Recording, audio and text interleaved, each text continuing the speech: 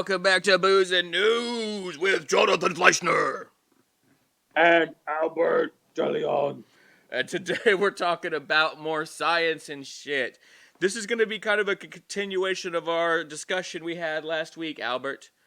If you remember last week, we had on the show Xeon from the simulation. I guess that's what that was. And he was explaining to us, we talked about the simulation theory, right? Yeah. And we kind of got into that, but that actually kind of brought forth a larger question and debate, which is why we have to have a second discussion today. So like we said, there was a philosopher named Nick Bostrom in the 90s who basically said, to paraphrase last episode for y'all, that because of video games because of technology that's possible now, it could be one day possible that we are living in a simulation, or we are living in one now, because technology will advance blah blah blah blah blah to make life like a video game, right? That's kind of what he's saying.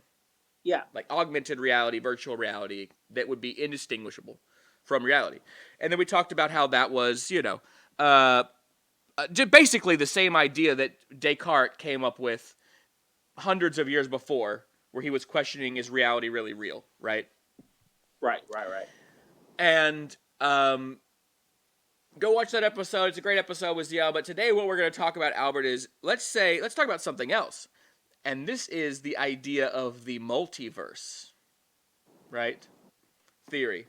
So the multiverse theory would essentially overrule the idea of the simulation theory in the way that I understand it, right? Mm.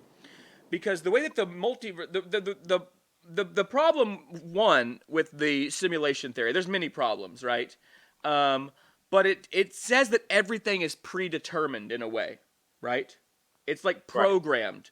So that kind of does away with things like free will. Because if free will exists, if randomness exists, right? Right. Then how can you have a computer simulation running it? A computer simulation cannot handle randomness. It has to have everything predetermined. You understand, right? Right. Yeah.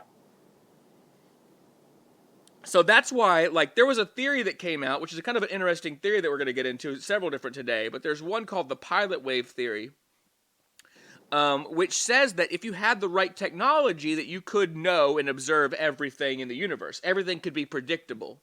And therefore, if everything was predictable, you could essentially simulate it, right? Right. We're talking down to atomic, subatomic levels, right? Now, as of right now, that theory isn't proven because we have no way of predicting all this shit. Right now, randomness, even in quantum mechanics, exists because we have things like radioactive isotopes that could be in decay or not. We just really don't know until it's observed. Which brings up a couple of the other theories. One, specifically, there's a theory called the Copenhagen theory. And I'm going to paraphrase it, but it basically talks about this idea of superposition, right? And superposition is saying that something can be both, like the radioactive example, it could be both things simultaneously. And there was a famous example called by this guy named Schrodinger, called the Schrodinger's cat example, which is it ties back to all this because he said basically, imagine, Albert, that you have a cat, right? And he's in a box. And in this box, right, the cat is in there. And when you put him in the box, the cat was alive, right? Now, in the box, there's a vial of poison, right? That if that opens, it will surely kill the cat, right? Right. But there's a trigger to open this vial of poison. And that is attached to a radioactive particle, right? Isotope or whatever, right? And it's in a state of decay and not decay, but you don't know, right? So if it decays, it triggers, it opens the poison, the cat dies, right? But if it doesn't, the poison doesn't open, the cat stays alive. So Schrodinger said, because you cannot know whether or not that isotope or that radioactive particle has triggered the poison, that just looking at that box, you have to assume that the cat is both alive and dead because you don't know. So what do you think about that idea? That how could there be a cat in the box both alive and dead? Isn't that trippy? Yeah, I don't. That's a little bit. That's pretty damn complex. Right. It is. It is. It is. Like all quantum mechanics is. But what do you think about that? Like, so imagine though, because what they're saying is that scientifically we cannot know whether that particle would trigger the poison, right? So we have to assume that the cat is both alive and dead. And so this actually creates a background for this mini-verse or mini worlds or multiverse theory. Because what it says that, well, maybe the cat's alive. And if so, there's a world where that cat's alive, right? But also maybe the cat's dead. And there's a world where that cat's dead. So what if both are true? And what if there are multiple instances where something like this happens in quantum mechanics that causes things to split? To where there's basically an infinity amount of universes and realities where every little different decision and possibility could be possible. Like we changed our, like any and maybe it's and we're talking about every little inconsequential thing. Like today I had a hamburger for lunch, or I had the fish sandwich, but the fish made me sick. But that universe happened. There was a universe where you ate the hamburger and you're fine, and there's a universe where you had the fish sandwich and you got sick, and they both exist, right? Well, I don't know. That theory or whatever, I don't know if that's the right term for that. Yeah, multiverse. It's the many worlds theory. They're saying that things cannot be predicted, that you have free will, right? And that because of this randomness and free will and all the choices, that just because you chose one thing, right? Yeah. You chose to eat the hamburger, right? It doesn't mean that you couldn't have chosen the fish. And in fact, there is a world where you did. It's the whole idea of the cat, right? In the box. The cat is both alive and dead because you do not know. Yeah, I mean... the only way to know is to open the box and look. And once you do that, you have now, according to this idea, stepped into that universe. Yeah, and there's no way to know if any of this is true, I'm assuming. Yeah, it's all theoretical. Yeah. Well, same as the simulation kind of idea. You wouldn't know if you were in a video game if you were in a video game. Like, you wouldn't know. I've heard that theory way more than the one you're speaking about. I mean... Which is really funny because the one that I'm speaking about is the one like Stephen Hawking and the scientific community actually believes in. Nobody really believes in the video game fucking theory. Yeah. I don't know. Yeah, I think that's interesting. But it also doesn't say much either. I mean, it says to me that, well, if that's true, then what do we do with that information? It's not really anything you can do with information that way. I think the thing that made the first theory interesting was the fact that it's a little bit more easier to understand. People know what a video game is. Well, that's but the that's, idea is. But just because it's simple, I think the Matrix also talks a lot about the movie. The Matrix talks a lot about that we're not really here. We're plugged into this world somewhere else. Well, right, and look, this is, and I don't want.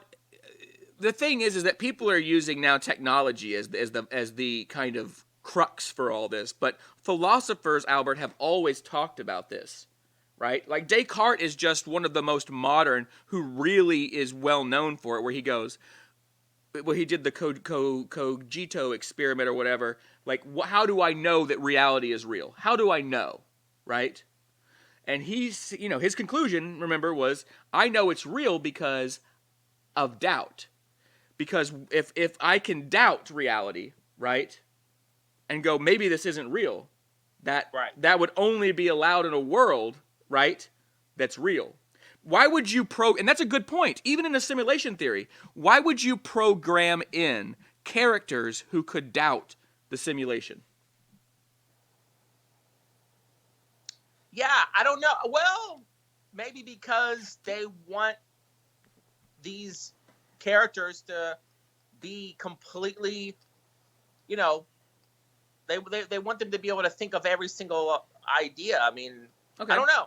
Well, and all right. Well, think about this then, though. Let's talk about the early argument. The reason why the multiverse theory in the mini worlds theory, kind of is the opposite of the simulation theory, or kind of, I don't want to say disproves, but it's just different. Is that it believes in randomness. Yeah. Now, and this is what scientists basically say, right? Is that randomness exists in the universe. You cannot predict everything. In quantum physics, quantum mechanics, there's just too much randomness in the world. Like parts of our universe, right? We do not understand, right? Right. Now we have things called physics or whatever, but we think that, those basically are proven here, but we don't know if they're the same everywhere. And all, it's really crazy, but because of that, it would be impossible, as at least our understanding, to make it a simulation of it, even because you have to know every little thing. There's, it's funny. I'll just say this, speaking for myself. It's kind of like God. I find this stuff interesting, but actually, personally, my personal belief is that I don't think we're in a simulation. I do think there's something possibly I believe in a lot of shit. The simulation thing to me is a little bit, it's like one of those things where like, well, if I'm in a simulation, it's like talking about aliens. It's the same thing. It's like, right. Well, if we're in a simulation, now what the fuck do I do with that information? Fucking nothing. I'm never going to know. Well, yeah, and the thing is that as far as the multiverse thing goes as well, you never will know. You'll never know any of this shit. I mean, it's amazing that there's people that are studying this. So there's probably, I don't know if anyone's studying it. Well, this is just there are, but there's, I mean, the quantum mechanics. This is the shit that like the smartest people on the planet really, a lot of them try to ponder these questions. But it's basically philosophical questions, man, that we've been talking about forever. Am I real? Is this a dream? Right?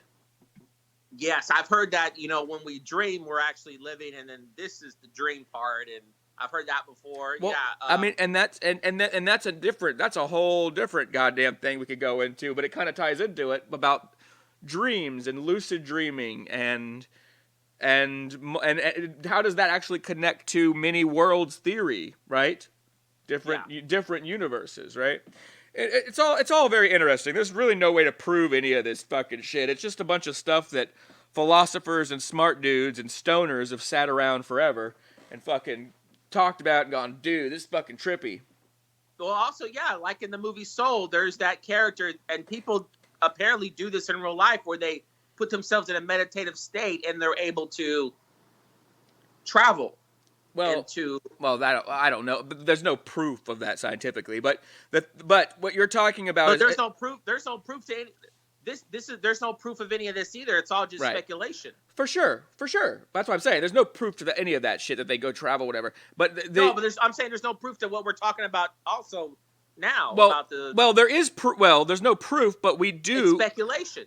Yes, but there's a difference, Albert, in my opinion at least, to one fucking dude who smokes a bunch of weed and does yoga and talks about leaving his body to go to the astral plane and whatever, versus a group of intelligent authors and thinkers and scientists and philosophers who sit down and talk about things like quantum mechanics and use math and shit to go, is randomness real or whatever? You know what I mean? Look, we could talk about lucid dreaming and all that in another episode, and we should. I think it's really fascinating, right? But I don't think that you could say there's no proof for a lot of the shit. That's why it's called a theory, right? But what's weird to me is you never hear of like the fucking hippie who has a theory about their astral projection. They're like, no, I did it, man. I was there. I was doing it, And it's like most scientists will go, no, it's a theory. We don't know. I mean, even the guy Nick Bostrom guy or whatever who came up with the simulation theory, if you remember, he goes, I don't even know if it's real. Maybe, there's a 50% chance that it's real, I I have a question for you. I've been wanting to ask you this because we've had a lot of conversations about whenever we get into a conversation about conspiracy theories and things such as this nature, you're very, very opposed to, like, you don't believe in ghosts, and you believe that when you die, you're just in the ground. And I had this theory on you that maybe this comes from a place of not trusting people. Am I right? Well, I think that you shouldn't jump because to. I think that you shouldn't jump to conclusions. That you should look for evidence, and I actually, that's really why I don't subscribe to any of these theories, even the multiverse one or whatever. Like, yeah, I think that they're cool theories, but until I find any evidence of something, I just don't. What's the point of fucking believing it? It's like faith. It's like religion. Well, I agree with you. There's definitely, you could definitely be like, what's the point? It's all a bunch of, we'll never know, so fuck it. And I actually, like, why believe in ghost if you go, oh, I think I saw a ghost or whatever, that's different. If you but then you have to go, well, I don't know what I saw or whatever. But what I'm trying to say is, why come into it going, oh, so and so told me that ghosts were real, so I think they're real, without ever fucking seeing any proof. It's like God or whatever. You know what I mean? To me, I want to see evidence of it before I change my perspective. Here, the way I look at it is, whenever I hear someone say something, my first thought is, it's never immediate. That's bullshit, ever. Because, and the reason why I say that is because that is a human being. Yeah. And I'm a human being. You're a human being. Scientists are just human beings. We're all human beings. We all have brains. I don't give a fuck about someone with a fucking education. Except for Marjorie Taylor Greene. If I hear enough stories about something, my brain's gonna be like, this could be true. And that's just how I feel. Yeah, but the problem is that you and I have very different bullshit radars. I detect a lot of bullshit pretty instantaneously. Experiences, though. To me, this is bullshit. Someone coming up to me trying to con me into buying something, right? That's a bullshit. I think that's bullshit. Well, what about when someone says I saw a ghost? Okay. It's like, what would they gain from that besides a little bit of attention, right? But yeah, well, there is that for sure, and there is there also is the fact that people are stupid and crazy, and a lot of people don't even know what they see. But just think about earlier in this segment, we were talking about the border crisis. How easy is it for the so-called border crisis, right? How easy is it for a narrative to get spread that people will talk about that's totally false? That you have people going out there going, well, so-and-so told me there's a crisis at the border. Don't you know? Don't you know about the crisis at the border? It's the same kind of thing where people are not thinking for themselves, Albert. Instead, they're listening to what someone told them, and this is how I think you get the perpetuation of things like ghost and whatever, because, look, there just isn't any physical proof of any of this shit. Well, there has been proof, but what they do is people look at the proof and they go, that's bullshit. No, that's not proof. That's not proof then, because proof is kind of the word proof, Albert, means that it is not up for debate, right? It is here is the data, right? Here is the actual data, right? If a ghost was real, right, we would have one trapped in some motherfucker would have a ghost hanging around trapped in some shit, but it's not real. And people have to go, well, I saw something. Maybe you did see something, but it doesn't mean it was a ghost. No, I'm not. No, but here's the thing. You're right. But this is the way I look at it. They saw something. We know that for sure. We don't know that for sure, but we can believe that, right? No. But what you're saying is, this motherfucker saw a ghost. This motherfucker doesn't know what they're looking at. But here's what me and you do know that we could agree on. Did he see something? He did. No. We still can't agree on that, because anecdotal evidence of someone saying I saw something is not proof to me. if you get some crackhead on the street, he'll tell you whatever the fuck he wants to tell you. You know what I mean? I think there's been, I just feel like when enough people have talked about a specific thing, my brain's like, could be real. Yeah, but but guess what? There's also like 10 million Americans that think that Democrats drink child blood. So just because a lot of people say shit doesn't mean jack shit. Most people are idiots. And this has been Booze and News. I don't agree. I'm just letting you know, bro, that scientists are also fucking con artists. No, assholes, no, liars, they're not. Now the thing is that sometimes they're wrong, right? And sometimes their work can be manipulated. But data, right, doesn't lie. You don't look into a fucking telescope, right, and see the fucking planets and shit revolving around the sun and go, well, I can't use this. This isn't evidence of anything. I'm just going to believe what the church says, and that's that the sun and everything revolves around the planet. See, the telescope gave you the tool to look at the data to write it down. You know what I mean? And there is no arguing with that. You can't say, well, that's just scientists are sometimes wrong. No, they have come up with ways of observing data, and we know the goddamn Earth revolves around the sun. And we know that because of science. So I hate this argument that, oh, well, sometimes scientists are wrong. Yeah, sometimes, but for the most part, the scientific method, when used correctly, proves shit. And that's why we have stuff. It's not because of idiots sitting around debating conspiracy theories, getting drunk. Well, I'd like to argue with you more about it, Jonathan, but I feel like you're going to get upset, and I don't want to see that happen. Well, we also don't have any goddamn time. We've already been going on for 22 minutes, so we're going to wrap this segment. We will come back and we'll talk about dreams and shit another time. But thank you guys. Cheers, and we'll see y'all next time. Cheers. Cheers.